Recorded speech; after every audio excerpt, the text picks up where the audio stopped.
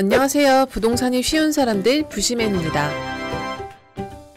최근 주택임대차보호법이 개정되면서 임대차 3법이 언론에서 많이 언급됐는데요. 위와 관련의 내용을 잘 모르시겠다면 전 영상을 먼저 시청해주시면 감사하겠습니다. 대항력이란 사전적 의미로는 세입자가 제3자에게 자신의 임대차 관계를 주장할 수 있는 권리라고 되어 있습니다. 말 그대로 대항할 수 있다는 절대적인 힘입니다. 그렇다면 누구에게 어떻게 대항할 수 있다는 뜻일까요? 오늘의 주제는 대항력과 확정일자입니다. 제가 예를 들어 볼게요. 세입자인 이몽룡 씨는 집주인 변학도 씨에게 보증금이라는 돈을 맡겨놓고 계약기간 동안 학도의 집에서 전세를 살게 됩니다. 변학도 씨는 계약기간이 끝나면 몽룡 씨에게 보증금을 돌려줘야 되죠. 여기서 집주인 변학도는 일정 기간 후 그 돈을 돌려줘야 되는 채무자입니다. 그런데 어느 날 이몽룡 씨는 이상한 소문을 듣게 됩니다. 학도 씨가 성춘향에게 집을 팔아버리려 한다. 학도 씨가 집을 담보로 부시은행에서 돈을 빌렸었다는 내용들이죠. 갑자기 앞으로의 미래가 불안해지기 시작한 세입자 몽룡 씨. 몽룡 씨가 이런 상황을 해결하기 위해선 물권이라는 것을 가지는 게 가장 좋습니다. 물권은 집주인의 소유권 다음으로 가장 강력한 지배력을 가지는 권리인데요. 물권에는 등기라는 절차가 필수라는 것을 알고 몽룡 씨는 자신의 보증금 채권을 물권으로 바꾸기 위해 등기소를 찾아갑니다. 하지만 집주인 학도의 동의는 필수였고 학도는 이를 거부했죠.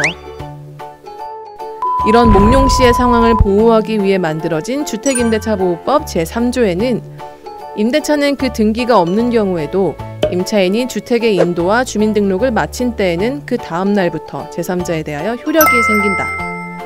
이 경우 전입신고를 한 때에 주민등록이 된 것으로 본다 라고 되어 있습니다. 이것이 바로 대항력입니다.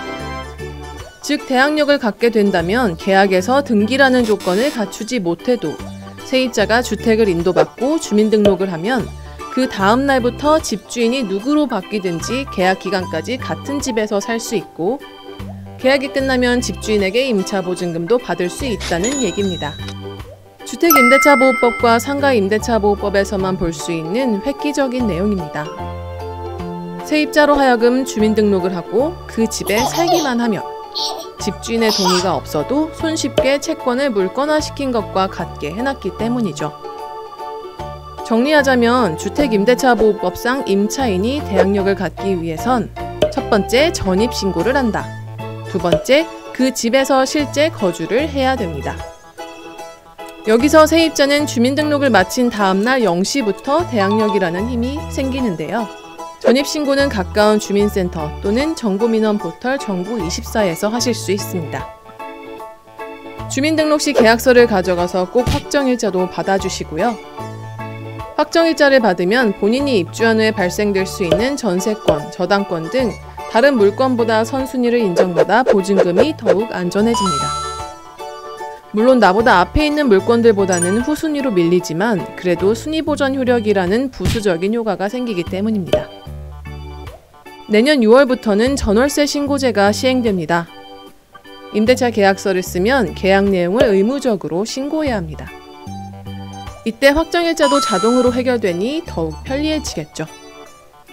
오늘 설명은 여기까지입니다. 대항력과 관련된 문의는 꼭 가까운 부동산 전문가인 공인중개사를 찾아주시기 바랍니다. 편안하고 안전한 부동산 거래로 집주인과 세입자 모두 행복해질 수 있도록 부시맨이 더욱 노력하겠습니다. 시청해주신 여러분 감사합니다. 다음에 더욱더 유익한 영상으로 찾아뵙겠습니다. 이상 부동산이 쉬운 사람들 부시맨이었습니다.